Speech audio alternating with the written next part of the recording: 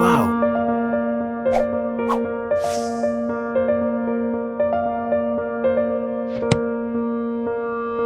Nous avons vu précédemment que les plantes ont de tout temps aidé les humains à créer du lien entre eux et à faire société.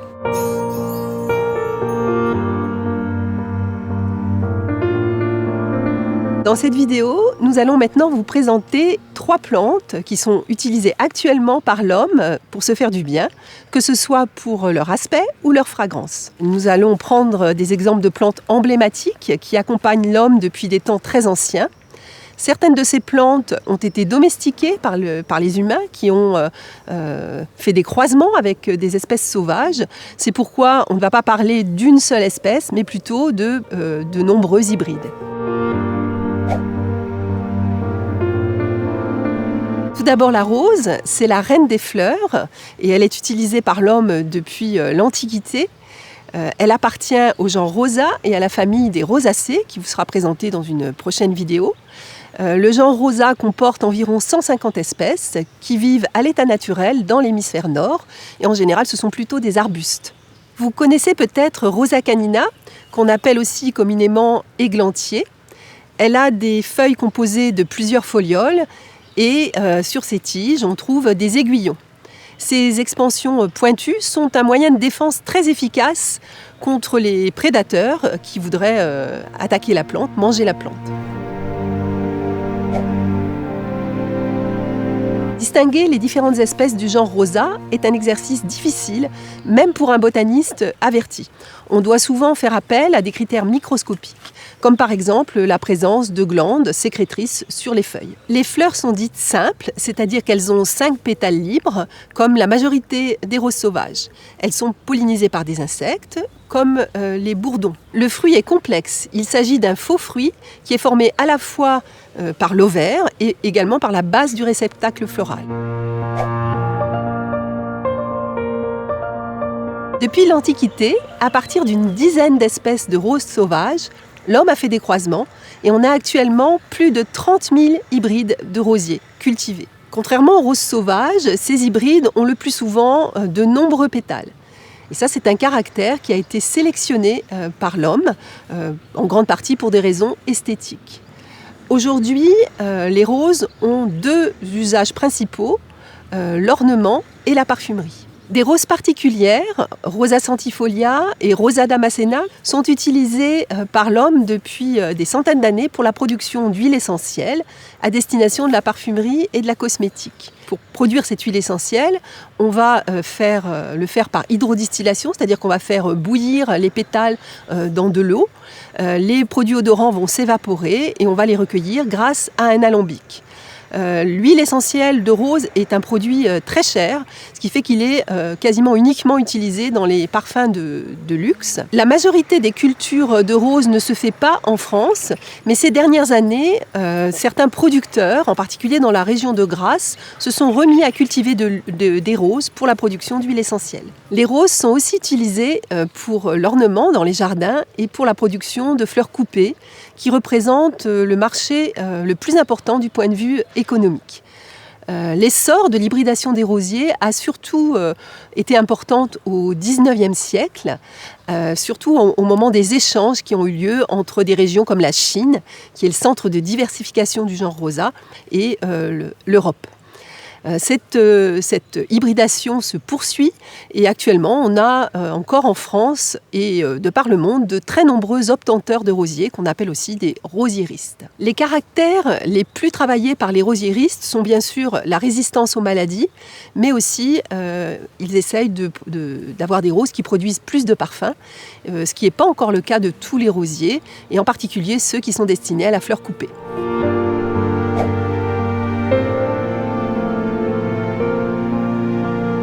Les lavandes sont aussi des plantes emblématiques qui symbolisent le sud de la France et sont connues dans le monde entier.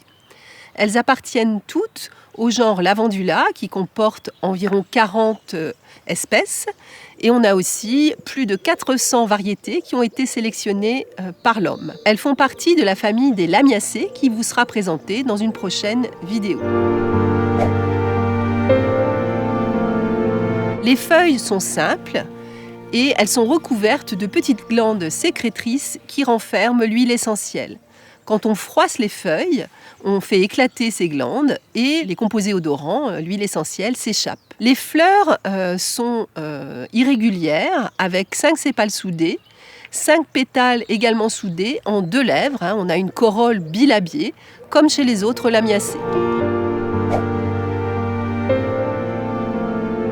Les lavandes sont utilisées depuis l'Antiquité par les Grecs, les Romains et également avant les Égyptiens pour parfumer les bains par exemple et la lessive.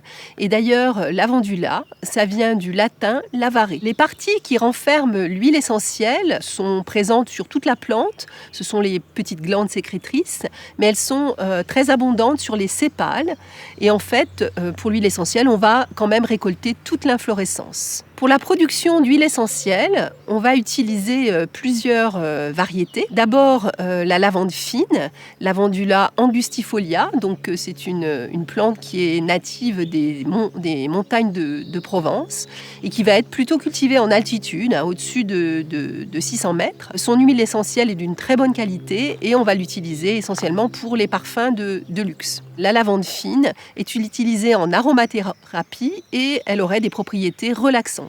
La deuxième variété, c'est Lavandula X intermedia, donc le lavandin, qui est un hybride. On va pouvoir le cultiver à plus basse altitude et il va donner une huile de moins bonne qualité que celle de la lavande fine. On va pouvoir l'utiliser plutôt dans les lessiveries et les détergents. Ces 2 espèces et d'autres sont aussi utilisées de manière assez marginale dans l'alimentation, par exemple pour faire des bonbons, des sirops ou des glaces. La lavande papillon, Lavandula stecas, et d'autres espèces sont aussi utilisées pour l'ornement dans les jardins. Les champs de lavande et de lavandin, quand ces lavandes sont en fleurs, vers le mois d'août, sont remplis de ruches et les apiculteurs, de cette façon, peuvent faire du miel de lavande et c'est un secteur économique qui est relativement important. Dans le sud de la France, la lavande est une plante emblématique et dans les champs de lavande en fleurs, on a de nombreuses visites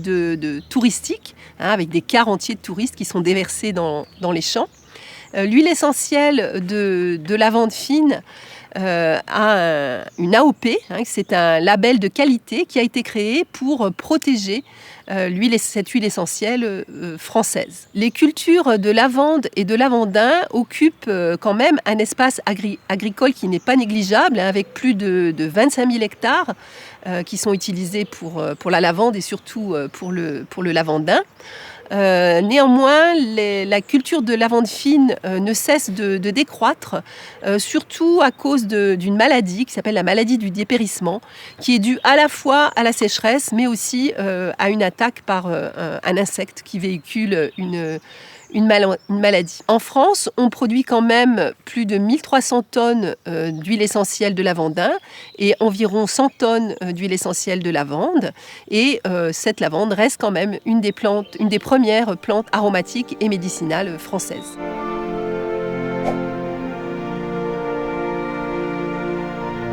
Distinguer un champ de lavande d'un champ de lavandin est quelque chose qui est difficile si on regarde juste la couleur des fleurs et des feuilles. La plante de lavandin est plus grande que celle de la lavande, mais ce qui va vraiment être caractéristique, c'est la hampe florale.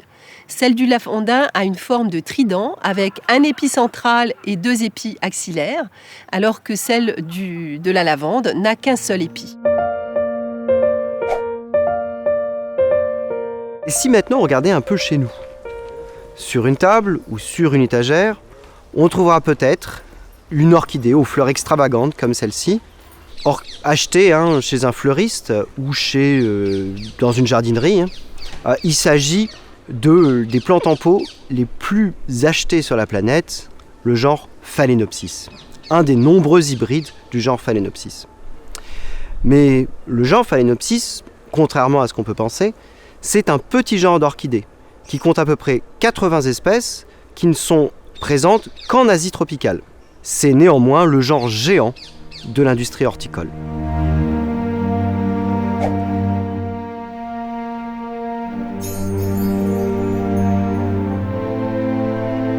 Globalement, leur morphologie est homogène. Il s'agit de plantes herbacées très majoritairement épiphytes, avec une tige courte et des feuilles qui sont simples, plus ou moins charnues, c'est-à-dire remplies d'eau. Les fleurs sont zygomorphes, bisexuées, et présentent 3 tépales externes qui sont très similaires les uns aux autres. Les 3 tépales internes sont différenciés en 2 tépales latéraux et un tépale médian qu'on appelle le labelle et qui est trilobé. Les différents lobes vont avoir des formes particulières en fonction des espèces. Si les orchidées sont prisées comme plantes d'intérieur depuis le 19e siècle, on peut penser par exemple au Cattleya de Marcel Proust, ce n'est que dans les années 80 que les Phalaenopsis connaissent un vrai boom économique et deviennent les orchidées les plus commercialisées dans le monde. C'est aux Pays-Bas et à Taïwan, dans des serres entièrement automatisées et qui peuvent faire plusieurs hectares, que l'énorme majorité des Phalaenopsis sont produites. Et il s'agit d'un marché énorme. En 2015, on estime que les Pays-Bas ont produit à peu près 150 000 plants de Phalaenopsis, ce qui représente à peu près 500 millions d'euros à l'export. Mais cette importance des Phalaenopsis, on le voit aussi au niveau de la diversité des hybrides, puisqu'on comptabilise à peu près 30 000 espèces connues d'hybrides de Phalaenopsis. Mais pourquoi ce succès ? Cela tient évidemment à leurs inflorescences, qui sont très floreuses et de grande taille, mais aussi à des raisons plus pratiques, puisque la floraison des Phalaenopsis peut être très longue, jusqu'à 6 mois. En plus, elles présentent une relative facilité de culture en appartement, puisqu'elles n'ont besoin que d'une lumière modérée pour la floraison. Le point crucial pour la culture des Phalaenopsis, c'est le substrat, puisqu'il s'agit de plantes épiphytes. Il faut un substrat qui soit plutôt aéré et très drainant au niveau de l'eau. Ce qui est privilégié en général, ça va être des écorces de pin ainsi que des éléments qui permettent de purifier, aérer le substrat. La diversité des Phalaenopsis dans leur milieu naturel est encore loin d'être complètement connue, avec des nouvelles espèces qui sont décrites chaque année par les botanistes. Et cet effort de catalogage est très important, puisque les forêts d'Asie tropicale, dans lesquelles elles croissent, qui sont leur milieu de vie naturel, sont des espaces qui sont très fortement impactés par les activités humaines, que ce soit le déboisement ou alors les activités minières ou l'agriculture intensive, mais aussi par les changements climatiques globaux qui sont particulièrement intenses dans les milieux tropicaux. La disparition du milieu de vie des Phalaenopsis et de leurs pollinisateurs les met donc directement en danger.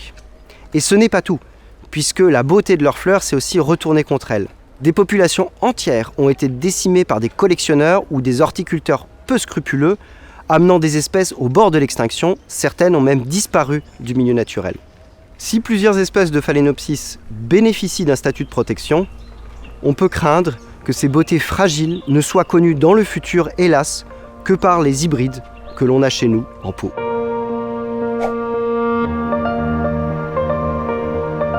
Dans cette vidéo, nous avons vu que ce n'est pas une espèce de rose, mais plusieurs qui sont utilisées depuis l'Antiquité pour la parfumerie, la cosmétique et l'ornement.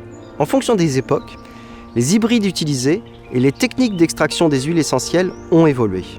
La lavande est représentée dans le commerce par 2 plantes différentes, la lavande fine et le lavandin, cette dernière étant un hybride. Les Phalaenopsis que l'on va retrouver dans les jardineries correspondent en fait à plusieurs milliers d'hybrides et représentent un des groupes phares pour les horticulteurs. Malgré leur importance économique, les espèces sauvages sont menacées dans leur milieu naturel